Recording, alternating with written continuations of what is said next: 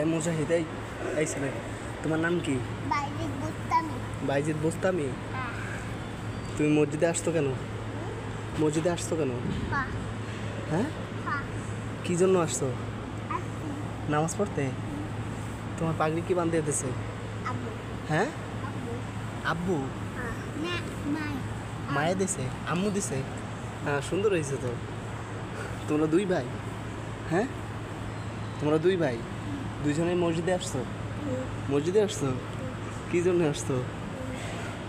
নামাজ পড়তে? ও, তোমার নাম কি জানো? বাইজিদ বুস্তামি। বাইজিদ বোস্তামি। মাশাআল্লাহ।